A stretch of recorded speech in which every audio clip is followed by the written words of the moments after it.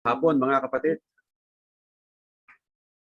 dito sa ating Zoom at sa Facebook Live, kasama natin ang mga kapatid na Sally at Boy Orbano. Lagi po silang sumusubaybay sa atin sa ating pananambahan sa hapon. So, ito po ating paksa, no? Na palagay ko ay makakatulong po sa atin pong patuloy na pagharap sa mga challenges ng ating paglilingkod. Kahit na po mayroong pandemic. Ako'y naghanap ng mga paksa na tutulungan tayo na harapin mga pagsubok na ito o ang mga challenges na ito sa ating kakaibang sitwasyon ngayon na palagay ko'y magkakatulad po tayo na nagsawa na. Gusto na sana nating magkita-kita, magsama-sama, pero mahirap pa po. Kaya mula sa 2 Korinto, Kapitulo 8, versikulo 1 hanggang 5 ay hahaguin po natin yung aral po natin ngayon. Isang paksa na palagay ko na kapag ginawa natin, ay madali nating harapin ang mga challenges ng panahon po natin. So basahin muna natin ang 2 Korinto 8, 1 hanggang 5. Bukod dito mga kapatid, so si Apostol Pablo po ang sumulat sa mga kapatiran natin sa Korinto. At sabi niya ay bukod dito mga kapatid, ipinatatalastas namin sa inyo ang biyaya ng Diyos na ipinagkaloob sa mga iglesia ng Macedonia. Kung paanong sa maraming pagsubok sa kapighatian, ang kasaganaan ng kanilang katuwaan at ang kanilang malabis na karukhaan ay sumagana sa kayamanan ng kanilang kagandahang loob. Sapagkat ayon sa kanilang kaya ay nagpapatutuo ako at higit pa sa kanilang kaya ay nagsiabuloy sila sa sariling kalooban. Na lubhang itinamamanik sa amin ang tungkol sa biyayang ito at sa pakikisama sa pangangasiwa ng mga abuloy sa mga banal. At ito ay hindi ayon sa aming inaasahan, kundi ibinigay muna nila ang kanilang sarili sa Panginoon at sa amin sa pamamagitan ng kalooban ng Diyos. Ito po ating mababasa sa surat ni Apostol Pablo at ibigyan po natin ng diin yung nasa versikulo 5 na ibinigay muna ng mga kapatiran na mga taga-Macedonia ang kanilang sarili sa Panginoon. At kung ating isa-summarize ang ating mga nabasa, ito nga po ay mula kay Pablo at ipinatatalastas niya sa mga kapatid ang biyaya ng Diyos. Ang biyaya ng Diyos na ipinagkaloob sa mga iglesia ng Macedonia. At by the way, ang Macedonia ay nasa bandang itaas ng Greece sa ating mapa. Mamaya ipapakita ko po sa inyo. At ang mga iglesia ng Macedonia na tinutukoy niya ay kasama dito ang iglesia sa Filipos, pati ang sa Berea at ang Thessalonica. Yan. At mamaya po mayroon din tayong mapa kung makikita ang mga bayan na yan. At ganoon din ang biyaya ng Diyos na sinasabi ni Apostol Pablo na nakita niya mula sa mga iglesia sa Macedonia ay kung paanong sa maraming pagsubok sa kapighatian. So sila din naman nung unang panahon, mga kapatiran natin doon sa Macedonia, ay meron ng pagsubok sa kapighatian. Hindi natin alam gaano kalaki, katulad ba sa atin, o nasa kalingkingan lang kaya tayo sa ating hinaharap ngayon. Sa bagay, seryoso po ito dahil ito ay kaaway na hindi natin nakikita. Sila noon, maaari po nila siguro pagtaguan ang kanilang mga kaaway o mga sumusubok sa kanilang pananampalataya. Subalit sa kabila po noon, ay merong kasaganaan ang kanilang katuwaan. Sagana sila sa katuwaan, subalit ang opposite po noon, mayroon naman silang malabis na karupaan. Mahihirap naghihirap ang mga kapatiran po sa Macedonia. Sa kabila po ng malabis na karukhaan nila, ay sabi sumagana naman sa kayamanan ng kanilang kagandahang loob. pataas, pababa ang description ni Apostol Pablo sa mga kapatiran na ito. Meron silang kasaganaan sa katuwaan, so mataas na kalagayan yon, pero malabis na karukaan, baba sila ulit. Sagana sa kayamanan ng kanilang kagandahang loob, so mataas ulit ang kanilang kalagayan. Subalit sa kabila nito ay meron silang ginawa. Ano ba yung ginawa nila? Nagsiabuloy sila sa sariling kalooban. Salita pong abuloy, ito po ay nasa lumang Tagalog. Sa mga hindi purong Tagalog, ang abuloy na naintindihan natin ay tulong ito sa mga sa halimbawa namatayan o sa mga mahihirap na tao na nasa mga kalye, gano'n, parang limos ang dating sa atin. Pero hindi pala, no? Sa lumang Tagalog, ang ibig lamang sabihin nila ay tumulong, nagbigay. So ang mga taga Macedonia ay nagbigay ayon sa kanilang sariling kalooban. At hindi lamang sila basta-basta nagbigay, mga kapatid. No? Kasi sa kahirapan siguro nila ay hindi na inaasahan ni Apostol Pablo.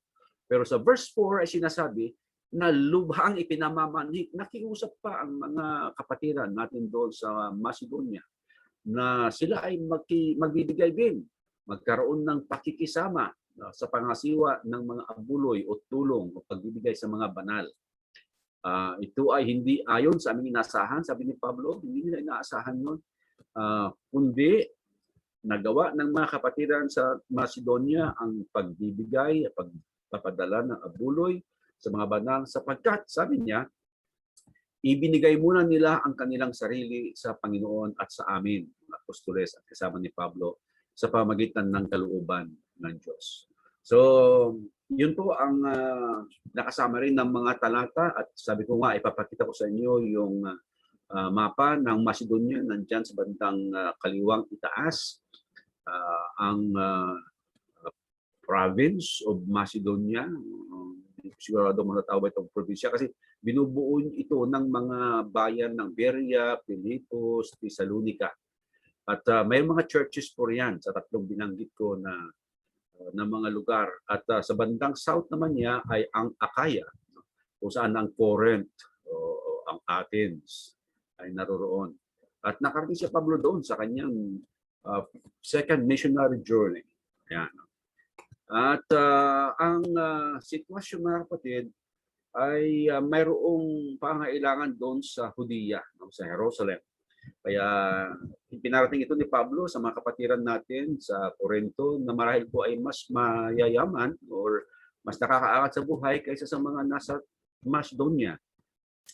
Tumaasa si Apostol Pablo na mula sa mga iglesia sa ibang lugar tulad ng sa Corinto, Efeso ay mas marami silang maitutulong sa mga kapatiran doon sa Hudiya. At sinasabi nga po na ito ay isang malaki-laking pag-iipon ng relief goods. At probably it took them 1 year, isang taon na nangulikta. No? At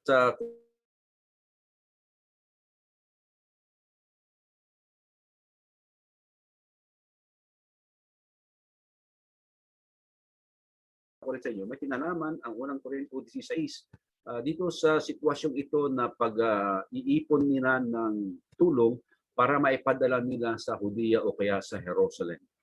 At doon nga sa Acts chapter 20 ay kinailangan ng 8 mga kalalakihan na bumiyahe papuntang Hudiya upang madala nila yung tulong na naipon nila.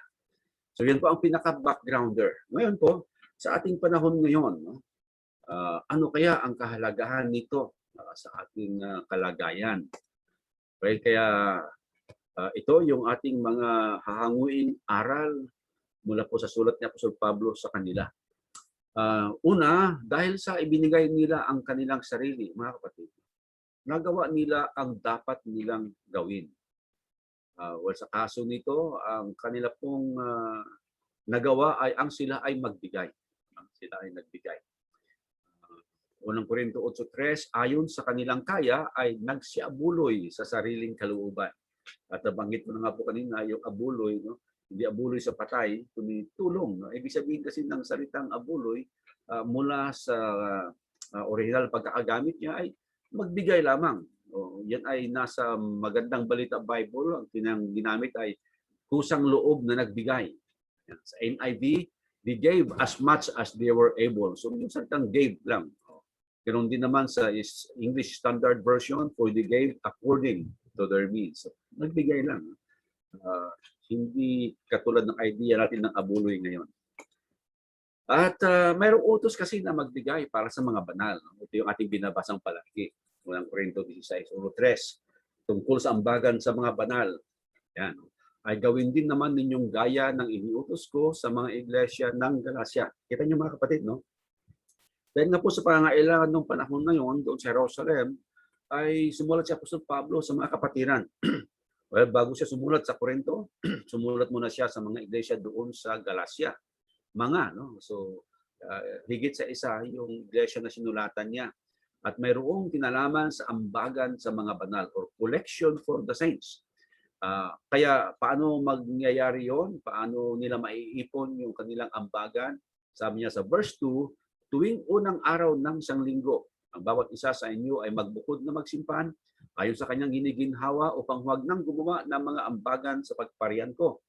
At pagdating ko, ang sinumang inyong mamagalingin ay sila ang aking susuguin na may mga sulat upang makapagdala ng inyong abuloy sa Jerusalem. Ito na po, ano? Tuwing unang araw ng sanlinggo, mag-iipon, magbubukod na magsimpan, sabi, no?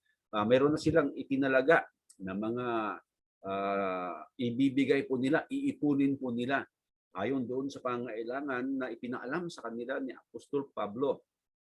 Unang araw ng sanlinggo mga kapatid, kasi ito po yung araw ng kanilang pagtitipon, araw ng pananambahan ng mga Kristiyano. Opo, at hindi po araw ng Sabado ha. Kasi kung araw ng Sabado, ang pagsamba nila, ibig bang sabihin na babalik na naman sila kinaumagahan ng unang araw ng linggo para magbigay ulit? Hindi po. Mas luhika lang isipin natin, katulad ng ibang mga talata, unang araw ng sanlinggo ang pagtitipon nila, bahagi ng kanila pong pagtitipon ay ang pagbibigayan. Actually, ang pagbibigayan po ay bahagi na ng pananambahang Kristiyano, kahit ng pananambahan ng mga Hudyo o ng iba pang mga tao noong unang-unang panahon.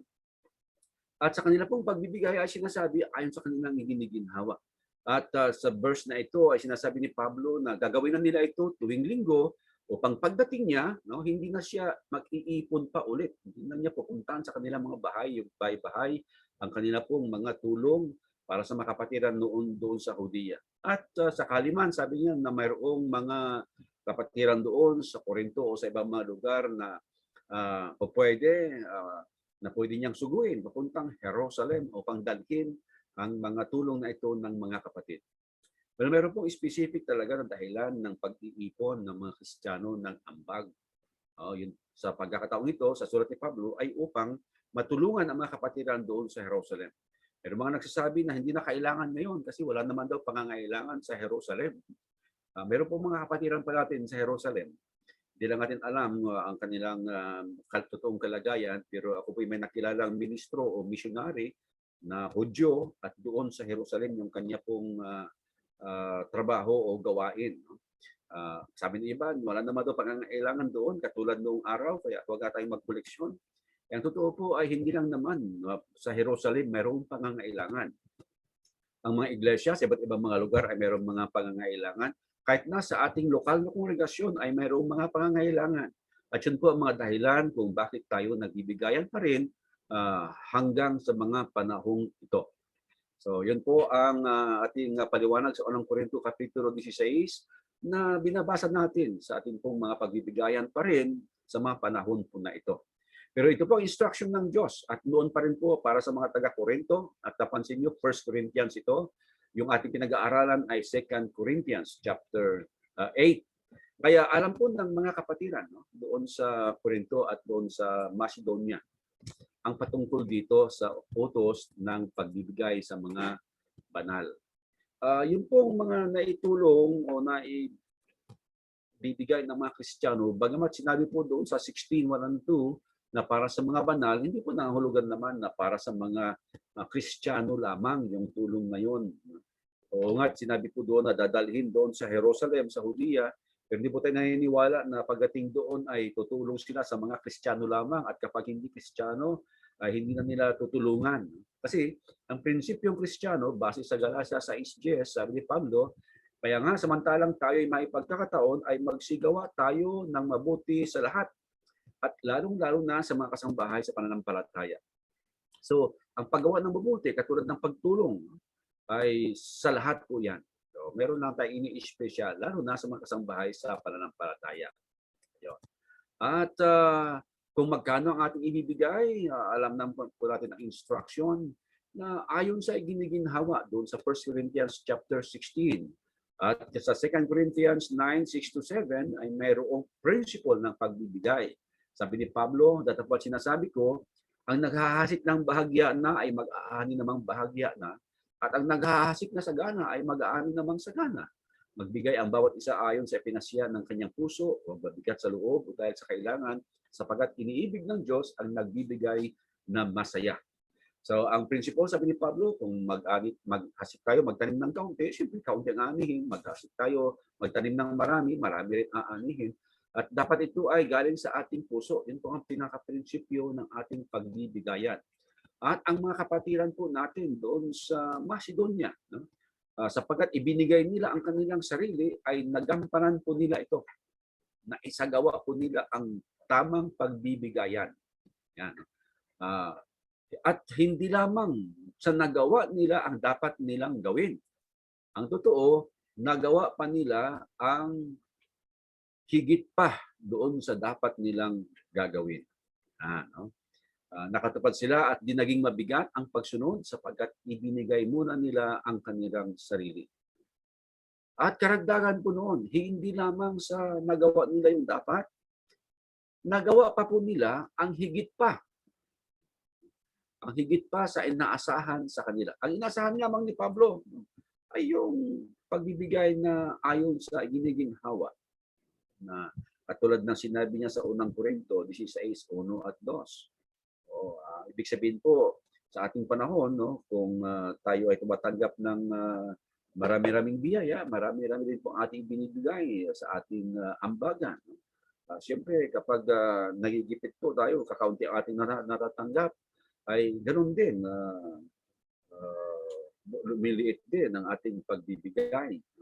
Pero sa mga kapatiran doon sa Macedonia, na sinabi ni Pablo na ibinigay muna nila ang kanilang sarili, ay higit pa doon sa inaasahan sa kanila.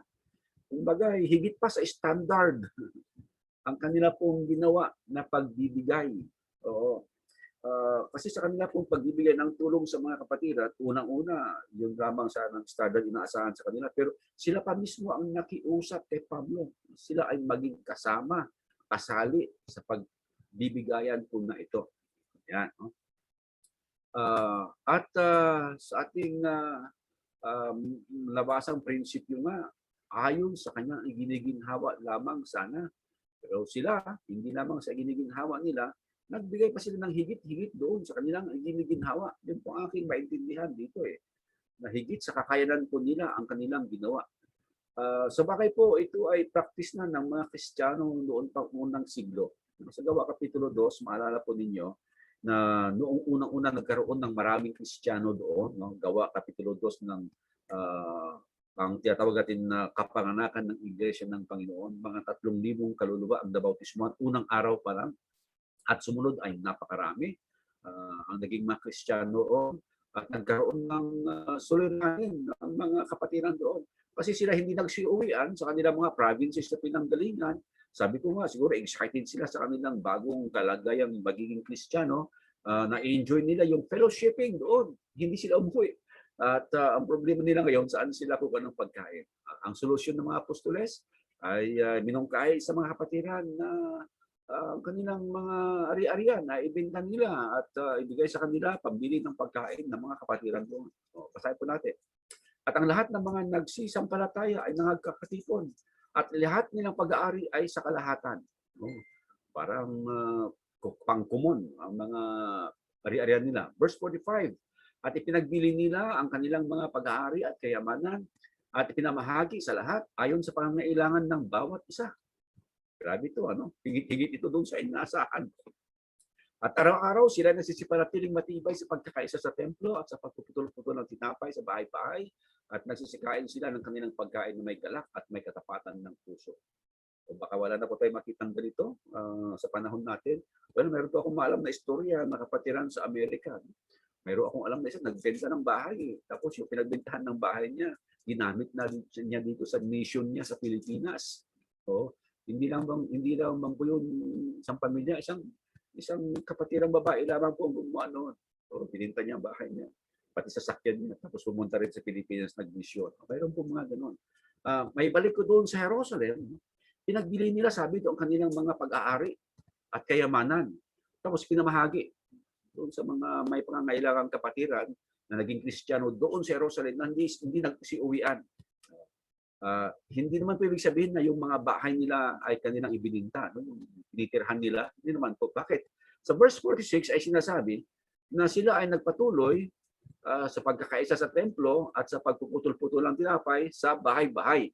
So, ibig sabihin, mayroon pa silang inuwian na bahay nila. O nga naman, kung pati yung tirahan nila ay binenta nila, saan sila titira na? O di magiging problema na naman sila. Siguro yung mga kapatiran doon na may mga pangalawang bahay, maraming ari-arian, yun ang maibinenta nila at yun ang binigay sa mga apostoles, pantulong na bilhin, bumili ng pagkain ng mga kapatiran na naroroon sa Jerusalem. Sobra-sobra po yun. Ang inaasahan sa kanila, di nga ba? Yung ayon lamang sa giniginhawa, sabagay sila yung maginhawa, pero kakaiba po ang ginawa po nila upang matustusan ang pangangailangan ng mga kapatiran doon sa Jerusalem. At may tanong tuloy natin, sobra-sobra ba ito? No? Sobra-sobra ba ito na pagbibigay? Well, kung ang tanong ay sobra-sobra ba ang pagbibigay natin sa Diyos? Hindi po natin mahihigitan, hindi magsosobra ang ating pagbibigay. Hindi natin mapapantayan yung kabutihan ng Diyos sa atin, mga biyaya na Kanya pong binibigay. Kaya hindi natin ma-over, masusobrahan ang ating paglilingkod sa Kanya. Well, sa mga taga-Macedonia, higit lamang sa kanilang kakayahan, yung kanila pong ibigay. Pero naman, hindi po masasabing sobra yung kanila pong kabutihan para sa Diyos. Ganoon din po mga unang Kristiyano doon sa Jerusalem.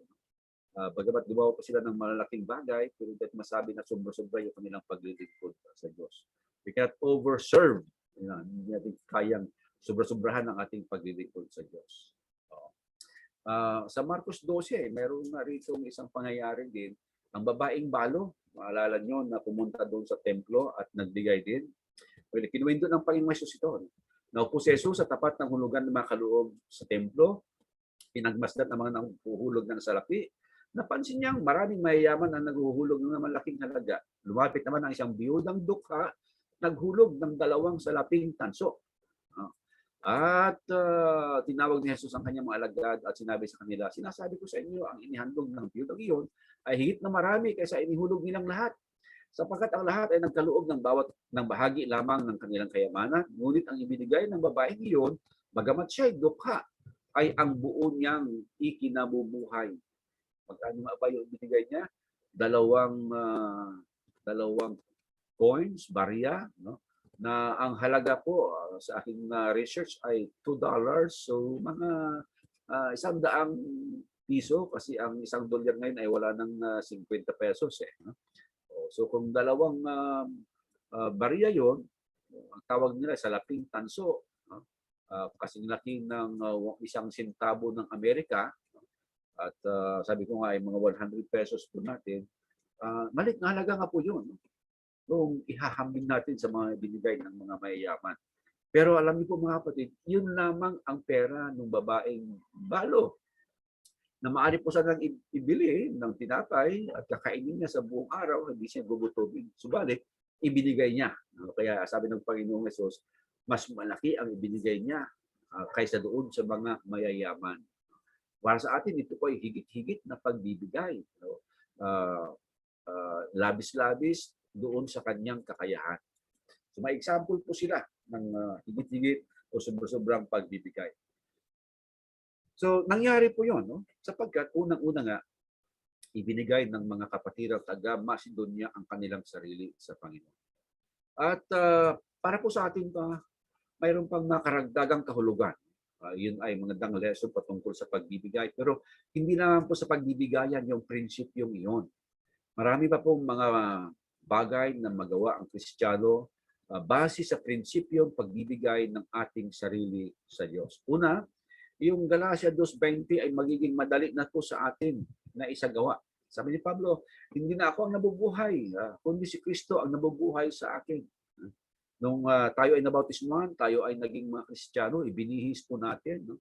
At sa pagbibihis natin sa Panginoon Jesus, ibig sabihin, siya na ang nakikita. No? Parang yung damit natin na nasa labas, ito nakikita ng mga tao sa atin at hindi po yung ating mismong katawan. No? Ganun po ang prinsipyo na pagbibihis natin sa Panginoong Jesus pamamagitan ng bautismo. Hindi na yung dating sarili natin na makikita ng mga tao, kundi yun ng Panginoong Jesus na nabubuhay sa atin. Ang nakikita po nila. Kaya sabi nga ni Apostol Pablo, gawin ninyo at sabihin ninyo lahat ng bagay sa pangalan ni Jesus. Ibig sabihin ay ang mga ayon lamang sa kalooban ng Panginoong Jesus. At marami pong mga kapatiran, minsan tayo po mismo ay nasushort. Hindi natin nagagawa po ito na magawing ang Panginoong Jesus ang manabubuhay sa atin. Lumalabas po yung luma natin na pagkatao. Subalit kung tularan natin ang mga kapatiran doon sa Macedonia na ibigay muna natin ang ating sarili sa Diyos, magiging madali po ang tayo ay mabuhay na kung saan si Kristo na ang nakikita sa buhay po natin at hindi na po yung lumang pagkatao natin. Magagawa na rin po natin ang nasa Matthew 23:37, ang utos ng Panginoon na mahalin siya ng buong puso po natin, buong kaluluwa at ng buong pag-iisip at naidagdag po ng ibang New Testament writers ng buong kalakasan po natin. 100% po ang requirement po yan. At mahirap po ang 100%. Tayo ay laging nasushort. Kinukulang po tayo. Mabuti kung nakaka-99% po tayo, kulang na lamang ng 1%. Baka marami pa pong porsyento ang kulang po sa atin. Subalit, kapag gayahin po natin ang mga kapatiran sa Macedonia, ibigay natin ang ating sarili sa Diyos, hindi na po tayo mahihirapan na mahalin siya ng buong puso, buong kaluluwa, buong pag-iisip at buong kalakasan. At yung ating paghahandog na ating sarili bilang buhay na handog na ikinutos ni Pablo sa Roma Kapitulo 12. At sa paghahandog natin ng ating katawan ay sabi niya, ito yung ating spiritual na pagsamba sa Kanya. Mahihirapan din po tayo marahil na gawin ito. Ang pinaka-solusyon lamang mga kapatid, ibigay natin ang ating sarili sa Diyos, katulad ng mga kapatid sa Macedonia, at magagawa na natin ibigay ang ating sarili na pinakahandog sa Diyos. Isa pa po, nabigyan nahihirapan po tayo. Ang gayahin ng Panginoong Jesus. Di nga ba sa gabi, bago siya ipagkanulo o bago siya haulihin, ay pumunta siya sa halamanan at nanalangin patungkol sa kanyang kamatayan na sinasabi niya, Ama, kung maaari lamang ay palampasin mo itong sarong ito. Tinutukoy niya yung kanyang kamatayan. Kung naman bilang tao, ay alam niya ang mangyayari sa kanya at malungkot, masakit ang mangyayari ito ng kanyang kamatayan. Alam po kasi niya na siya ay pahihirapan. Tudong pahirap ang gagawin sa kanya at pagkatapos nun siya ay mamamatay at alam niya anong araw, anong oras, anong minuto siya mamamatay. Kaya gabi pa lamang ngayon ay hirap na ang kanyang kalooban. Pero nakaya niyang ipagdasal, gayon may huwag ang ayon sa ibig ko, kundi ang ayon sa ibig mo. Yan pa rin po ang luwabas sa kanyang mga bibig. Mahirap pong sabihin ito. Sa ating pong buhay, mayroon po tayong mga nais na mangyari. Mga kahilingan kayo natin sa Diyos at gustong-gusto sana natin mangyari. Pero kailangan sabihin ito na hindi po yung ating kagustuhan na mangyari, kundi ang kagustuhan ng Diyos na mangyari. Well, magagawa po natin ito kung ibibigay po natin ang ating sarili sa Kanya. At ang prinsipyo pong ito mga kapatid, hindi lamang patungkol sa pagbibigay, hindi lamang patungkol sa relasyon natin sa Diyos. Alam niyo, sa iba pang mga relasyon po natin ay mayroon din po itong kinalaman. Halimbawa sa mag-asawa, kapag ibinigay po ng asawa ang kanyang sarili sa kanyang asawa, ay magiging maayos po ang lahat. Ako, wala pong magiging suliranin. Sabi nila, wala namang mag-asawa na walang suliranin. Pero ang sinasabi po natin ay, mayroon man, maaayos po ito. Sapagkat ang bawat isa ay binibigay ang sarili sa bawat isa. Sa pamilya, ang mga magulang para sa kanilang mga anak o kaya mga anak para sa kanilang mga magulang. Kapag ibinigay natin ang ating sarili sa kanila, ay napakadali ng mamuhay, maging maayos, no? Maging mapayapa ang buhay pamilya. Sa mga nag-opisina, ay doon din po ang prinsipyo. Ibigay ang sarili bilang manggagawa. Ano expected sa atin, gawin po natin. Sa mga pakikipagkaibigan natin, bilang isang kaibigan, bigay natin ang sarili bilang isang kaibigan. No? Sa pamayanan, bilang isang mamamayan, walang magiging problema ang barangay po sa atin. Walang magiging problema ang bayan o ang syudad sa atin, ang buong Pilipinas. Wala po, sapagkat ibinibigay natin ang ating sarili bilang mamamayan ng bansang Pilipinas. Kung gagawin natin ito, magagamparan po natin ang ating mga tungkulin bilang asawa, bilang anak, bilang magulang, bilang nagtatrabaho, bilang kaibigan, o kaya bilang mamamayan. Kaya mga kapatid, sa ating pagtatapos, kwentong bukid ang aking kukwento sa inyo patungkol sa manok at sa baboy. Nagkakantsawan kasi po yung dalawa eh. Alaga sila ng kanilang amo siyempre doon sa bukid. At yung manok ay kinakantsawan si baboy. Sabi niya, wala kang naibibigay sa amo natin. Pinapataba ka lamang. Samantalang ako, sabi niya, ay aking itlog araw-araw ay naibibigay ko sa kanila. Hanggang sa isang araw, dumating yung amo, kinuha si baboy, at si baboy ay kinatay, at yun na. Ang moral of the story is, yung manok ang naibibigay niya, itlog lang, bahagi lang ng kanya, bahagi lamang niya. Pero yung baboy sa kanyang paglilingkod sa kanyang Panginoon, sa kanyang baboy o kanyang amo, buong katauhan niya, hindi sa tao, kabuuan niya, buong katawan niya ang ibibigay sa kanilang Panginoon. So ito, ang ating pong aralin ngayong umaga, ngayong hapon mga kapatid. At dawa nga ay pagpalain tayo ng Panginoon habang ibinibigay natin ang ating sarili sa Kanya. Maraming salamat po, Brother Jun.